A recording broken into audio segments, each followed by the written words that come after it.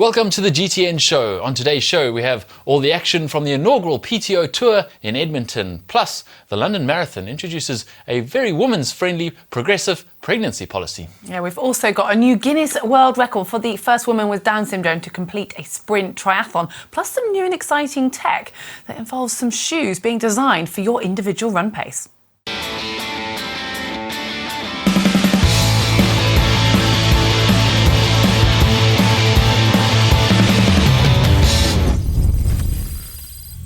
All right, before we go any further, we're going to talk about the Inaugural PTO Tour that happened in Edmonton over the weekend, and it was some pretty exciting racing. In fact, it's the first PTO Tour, and why does this matter? Well, it was $1 million race. Yeah, I mean, crazy prize purse, and the field certainly reflected that. We had pretty much who's who of triathlon, and yeah, it was hot racing, wasn't it? The first prize won $100,000, and it paid all the way down to 20, and then every finisher still got $2,000. And I think that just shows like how that investment can actually make a race kind of come to life like that. And we saw, yeah, incredible. Yeah, PTO is obviously put on by the Professional Triathlon Organization, and they really are supporting the professional triathletes. As Heather says, everyone got paid. So even if you finished, you got at least $2,000. And they were paying at 20 deep. And in comparison to, say, a Kona's got a $650,000 prize purse. The winner actually gets more than they got here. They get $125,000. But 11th place at Kona gets nothing. Yeah. So all of the top 10, the money is spread in the top 10, and that's it. Whereas this, obviously, everyone who was there. And that means you got deep racing. It also means that there's a lot of incentive to keep pushing, even if you're in 13th, 14th, 15th place. And that is what we saw when we saw a lot of people cramping and a lot of people fighting for those minor places. It was hot racing in more ways than one. Exactly. Both of the days were hot. And you also saw, what I found quite interesting, those guys that did win or did get on the podium, actually so talking about how much they won as well. Like, it's a new thing, especially some of the ITU athletes who will come onto the race results in a moment, but like kind of actually just shouting about, yeah, this is great. Like, they're excited to be kind of open that they are racing in part for the money, as well as obviously the kudos of winning the race. Absolutely, professional triathlon, so they are racing for money, and I think it's time that people start acknowledging that they're not just racing because they've got a silver spoon and they can race. Exactly. So let's get to what actually happened in the races. First, on Saturday we had the women's race, and it was exciting racing the whole way through. So starting on the swim, Victoria Lopez was in the front. She's obviously from an ITU background and a very good swimmer, and that wasn't really a surprise to anyone. We didn't really know what kind of form she was going to have on the bike. She had a chasing group behind her, and they were all a little ways behind, actually, out the water. But she did get a 30-second penalty. She cut one of the swim boys, just slightly cut it. She didn't go way off the course, but she got a 30-second penalty that she didn't serve until right at the end of the bike.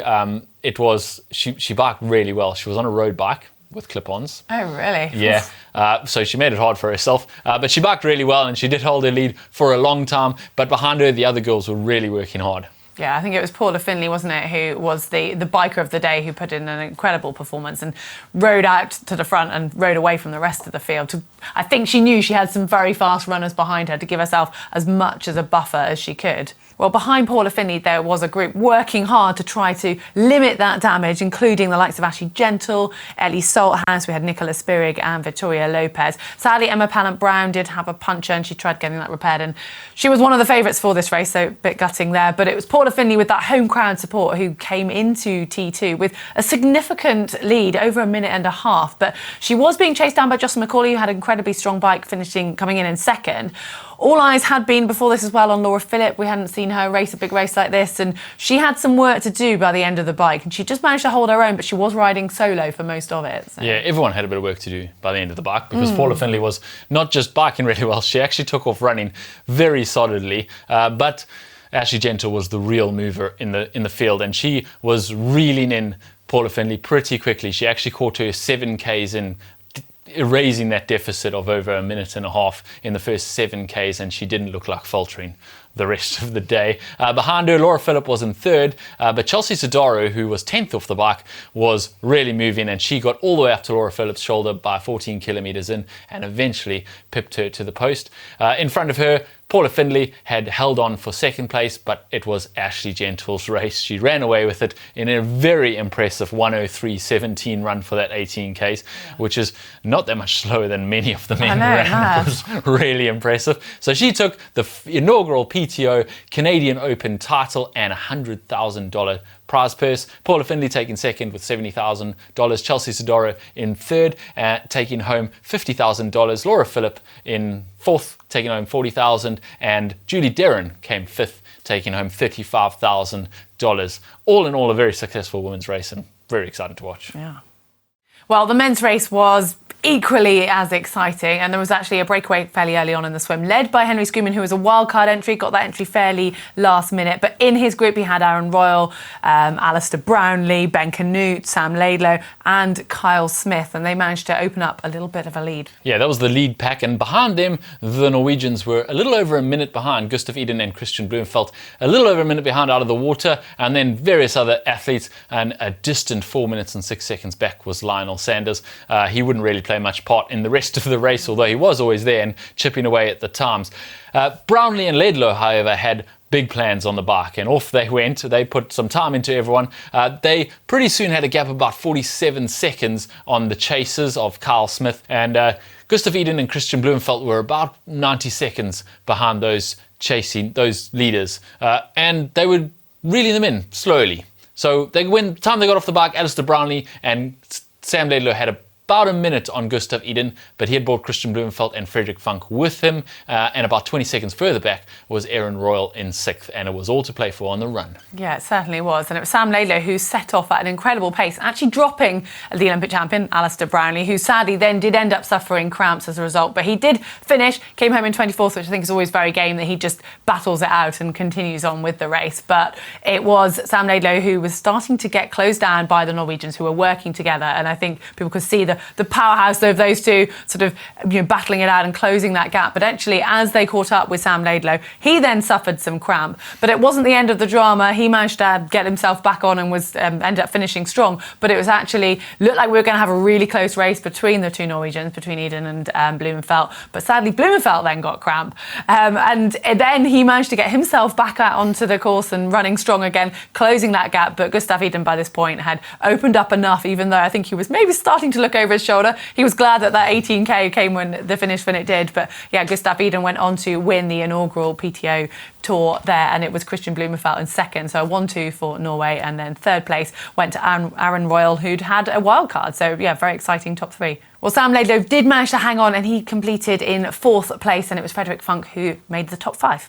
All in all, some very exciting racing. I'm looking forward to the next one. Obviously, there's Collins Cup coming up, which is what a lot of these guys were competing for, to be in those teams for Team Europe, Team International, Team USA. So we'll see what happens there as far as those team selections go. Based on this, I think a few people have just stamped their ticket for those teams. And then, of course, there's the US Open in Dallas after that, which is the same type of race. It's just a head-to-head race with $1 million on the line. So another exciting race coming up. All right, now it's time for reacts and the things that we've seen on the internet over this past weekend, and unsurprisingly, most of them are about the PTO Canadian Open. Starting with this one of Josh Amberger, whose fiance, girlfriend, won $100,000, and he got pretty excited. He had some, he was, I think they were pretty much recording him while it was happening, and he wasn't holding back. It looks like he was sitting in his pants in his lounge, and he was, swearing at the screen, essentially. Ha, ha, ha, holy go get a load of this, you go get him, chicken, ooh, he, oh my God. It's not quite the right accent, but I'm loving it. I couldn't do it in an Australian accent, but you get what he's saying. Put that in an Australian accent, you know exactly how he was reacting. I mean, I don't know if that was if he was just excited for Ashley Gentle to get the win, or if he was just thinking about the ka-ching coming into their bank balance. Yeah, he did say in his next post that he's going on a pretty special honeymoon with her now after this. So I guess, I know what he was thinking about. Yeah, well, speaking of honeymoons, actually, Non Stanford had a similar comment when she was watching her fiancé, Aaron Royal, finish in third and bring home still, I think it was $50,000 for third place, and she made a very similar comment saying, can we fly business for the honeymoon now? So yeah, I'm glad the other halves are supporting their partners as they're coming over the finish line. Well, they're getting ready to spend their money anyway. Yeah. Well, the women's and men's race were not on the same day, which meant the next day on the Sunday, all the women had already finished their race and they were out there supporting. And check this out for a supporting squad cheering on the Norwegians. They had India Lee, Laura Phillip, Ashley Gentle, Nikki Bartlett and Fenella Langridge out on the highway cheering on the men as they went past. Yeah, apparently the Norwegians had done it for them the day before, so they were like, well, we're going to return that favour. And I love the fact that, this is a fast race and you've got both Christian and Gustav actually waving. Acknowledging them. Yeah, Exactly. like not just a nod, but like taking their hands off the aero bars and going, yeah, hi. And I love that. It just sort of shows the community of triathlon. Mutual respect. Yeah, that's really cool. And one more thing we have here is from someone who wasn't at the PTO, Canadian Open, unfortunately, Jan Frodeno, who's been struggling with the injury for a while. He had to pull out a Roth with a sore Achilles, but he has announced a big life move. He's moving from his hometown in Girona, where he's made home for the last few years, to Andorra for various reasons, but he basically says it's time for him to try one more joker in his pack that he's never tried in his whole career, and that is altitude training. So we'll see what that does for him. Yeah. If he finds another gear because he's been at altitude, I mean, he's going to blow people away. Yeah, I'm intrigued. I mean, he's obviously spent a lot of time, we've seen him doing his cross-country skiing when we were thinking, is he getting ready for St. George or not? But he was spending time up in the mountains, so maybe he was just looking for a new house then. We thought he was on holiday, but his holidays just got longer and longer and longer, and now he's just decided to make that his home. Oh well, we wish him luck in his new house in Girona, in Andorra. Well, on to Tri News now, and we mentioned earlier that the London Marathon have made a few rule changes, including one to do with pregnancy and postpartum. Now, they've just updated their policy to, I guess, accommodate more people, and one of the rules being if you fall pregnant when you've actually got a qualification or you've just had a child, you can defer that entry, which isn't new, but they've changed the fact you can defer the entry up to 3 years, and you can also, if you've got a good for age qualification, you keep that rather than going into the general entry. So they're just trying to sort of make it, I guess, more accommodating for women. They've made some other changes as well. One, they've actually introduced being able to use, if you're a wheelchair user but you need to be pushed, there's going to only be 4 slots to start with, so maybe they're going to see if they can expand that, but you're allowed to have up to 4 helpers, 2 at a time, to be pushing you, so that's sort of a new category. And they've also made some changes to their virtual London Marathon, which after lockdown has grown in popularity, and now you can, if for religious reasons the day doesn't work for you, you can actually do it on the next available day. And if you have disabilities and the cut-off time, which has been 23 hours, 59 minutes, 59 seconds, very precise, that can be extended to do it within what's your ability. So yeah, they're just trying to, I think, make it more open to more people, which is all good. Yeah, more inclusive. It's great. Meanwhile, over in New York, we have all been affected by the heat. We actually did a whole show on it last week because it was stupidly hot here last week. Yeah, it was very hot. For us, anyway. Nice. Yeah, I enjoyed it. Anyway, the New York Marathon, New York Triathlon had to be really shortened. Essentially, they did the same swim that they were supposed to do. Because it was a swim, a mile-long swim. The 25-mile bike was halved for the heat, and then the 6.2-mile run was reduced to 2.5 miles. So it was less than half the triathlon it was supposed to be because of the heat. Obviously, this is a safety concern. The New York organizers were forced to do this to keep all the athletes safe out there, but this race has really been beset by problems. In 2019, it was cancelled because of high heat again. In 2020, it was cancelled because of the pandemic, and then last year, they had to cancel the swim portion because of bacteria in the water. So really, it feels like this race is a little bit jinxed. Let's hope next year it goes ahead. Meanwhile, in Boston, also because of the heat, they had to cancel the race. Essentially, they just decided they had a heat wave. It was over 32 degrees for 3 days in a row, and it looked like the race day was going to be 38 degrees.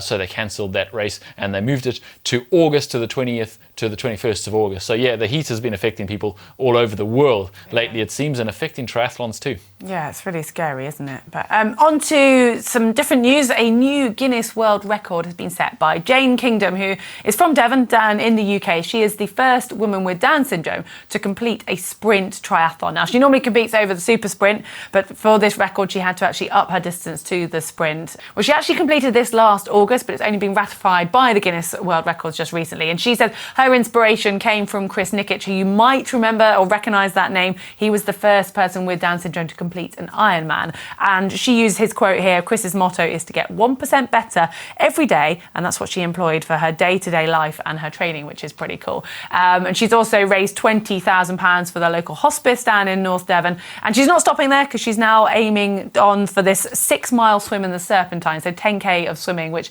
I think she's having to seriously up her training for. So good luck for that one, Jade, and yeah, awesome stuff. And now it's time for What the Tech, and this is some interesting tech. As early as the autumn, we could see you ordering running shoes specifically for your running pace. So there's this startup called Vimazi, which is a hybrid direct-to-consumer startup, and they've got these running shoes that are tailored to specific run paces. So they have 6 different models available, with 2 more coming in the autumn and another 5 coming in 2023. And each of those models is going to be tailored to a specific pace. So say 3 minutes a K, 4 minutes a K, 5 minutes a K. Yeah, very interesting. I mean, they've not even claimed the paces yet, so it's going to be interesting to see where they're aiming at within that market and who they think it's going to make the most difference for. But it's pretty niche and pretty cool. The quote here from the co-founder, Scott Tucker, who's also the CEO, says they are using newly developed mathematical equations of the intricate forces produced while running. We tune our shoes to deliver personalised performance that maximises cushioning and propulsion efficiency for every runner. So, yeah, I'm curious as to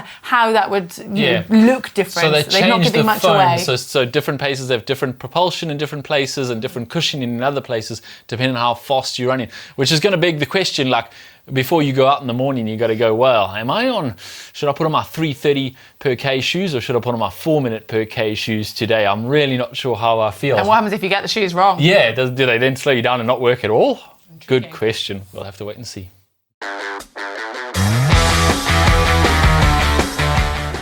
All right, in your race news, the PTO Canadian Open was not the only race happening this weekend. There was also Ironman Lake Placid. Cody Beals took the win there on the men's side. He was followed by Michael Weiss, and in third place was Pamphile Perrion from Belgium. Yeah, well, the women's race was won by an incredible time by Sarah True, 9 hours, and that was actually 16 minutes quicker than Heather Jackson, who finished in second. Third place went to Jodie Robertson. We also had the Pontevedra World Cup, some short distance racing. And over there, Sergio Baxter Cabrera took the win from Spain. Antonio Serrazioni was second, also from Spain, with Max Studer in third from Switzerland. Well, on the women's side, it was a maiden victory for Petra Kurikova from Czech Republic. Lisa Tersch of Germany was second, and it was Sandra Daudet from France in third.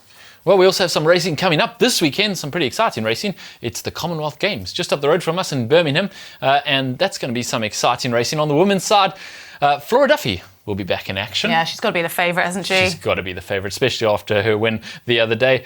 Georgia Taylor-Brown is making her debut at the Commonwealth Games, and she's definitely one to watch. Sophie Caldwell, who was 6th in 2018 at the Commonwealth Games, Beth Potter, who was recently 2nd in Hamburg, Non Stanford, Andrea Hewitt, who is in her who was 4th in Glasgow at the last Commonwealth Games, and she is 40.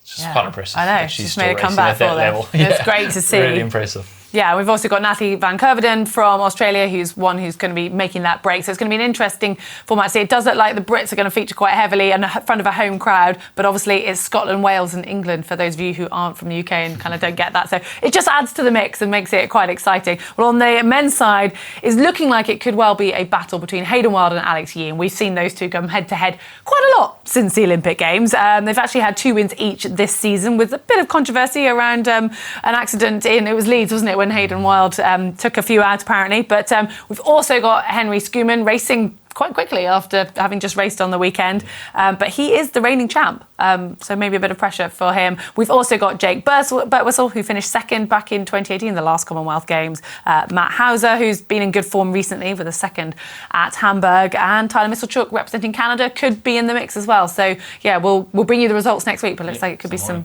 exciting racing happening this Friday. Yeah, tune in for that. All right, now time to take a look at your photos, and you guys have sent in some wonderful pictures this week. But remember, if you've got one, you've been out racing or you're training or you're inspired by what we're about to share with you, you can share yours using the uploader, which is on screen now and also in the description below. But this first picture comes in from Nick, and it's his Cube C68X. Now, he is in Cannobio near Lake Como, Italy, a beautiful part of the world. And he says, my first race on the new bike, everything went pretty well, except for a little tumble during the run. I picked myself up and still managed to nab a PB. Well done, Nick. Well done indeed. Yeah. Next, we have this one from Tice on his Merida Sculptura 200 in Perth, in Australia. Nothing better than an evening Zwift session while being entertained by the drama of the Tour de France. Also, a good way to test out the new pain cave, fully built from the ground up during our renovation. We tend to forget that the Southern Hemisphere is in the long, dark winter that they have down there. We're complaining about the heat here. And, to be fair, their winter isn't that long or that dark. So, but he is in his pain cave, and good job on you, Task, for putting the work in. Nice to see. Well, this next one comes from Zach on his Cervelo P2 in Innsbruck. Now, he says, I lost focus half a mile from the end of the bike, the end of the Innsbruck Olympic distance race, and ended up face down in a ditch. There's a few fallers this week, haven't we? He says, finished the leg with AC joint sprain, forearm hematoma, and a healthy dose of road rash. Unfortunately, the medics wouldn't let me run. That does look a little painful, but it sounds like he's seeing the funny side now to be able to send those photos in. It's pretty harsh that the medics wouldn't let him run. I mean, all his injuries were on his upper body. He could have run. I mean, they clearly don't know how tough triathletes are. And then Susan sent us this of her Koga full pro team skill bike from the Netherlands. She said, decided to take an easy ride during the hottest day of the year. I'm actually in the middle of my marathon training, but my plus minus 15-year-old bike looked at me in the garage, begging her to take her out for a spin. So she did. And look at the way she's looking at her bike. That is love. So, yeah, she definitely loves her bike. Yeah. I'm not sure her boyfriend knows she looks at her bike that way. Anyway, it looks like an amazing day for a bike ride. And yeah, we kind of like the look of your bike too. Yeah, now it is time for Caption Competition, and we had this photo last week, and as a result we have these selected caption suggestions. First one from Jap Kutzier, who says, this diving technique I picked up during COVID times when swimming tethered. It's almost like bungee jumping, but without the height. Interesting. Stu Conway says, the winter training with ski jumping team seems to have paid off. He landed at the first buoy. Now we have this one from Appetite for Rose, or I think for Rose. I'm hoping that's what it is. But anyway, more importantly, the caption suggestion is, I'm the queen of the world. I think that's a Titanic reference, so maybe it is Appetite for Rose. Maybe. I just prefer Rose. Oh, well. Anyway. Our winner this week is Thomas K, and he says, oh no, I reached into the wrong drawer this morning and put on my fly suit instead of my tri suit. Well done, Thomas. Get hold of us and we'll get a bottle out to you. This week we have this one from the PTO Canadian Open, I think. I'm going to go for I am feeling thirsty. Simple to the point, but I like it. Yeah. Well, if you can do better, leave your comments down below in the comments section. Use the hashtag Caption Competition and you could be winning next week. Yeah, well, coming up, we have an exciting video, actually, with a pro. It's Eat Like a Pro with Sarah Crowley, who's shared her day and her diet with us. So keep an eye out for that one. If you've enjoyed this video, this show, give us a like. And remember, you can click on the globe and subscribe.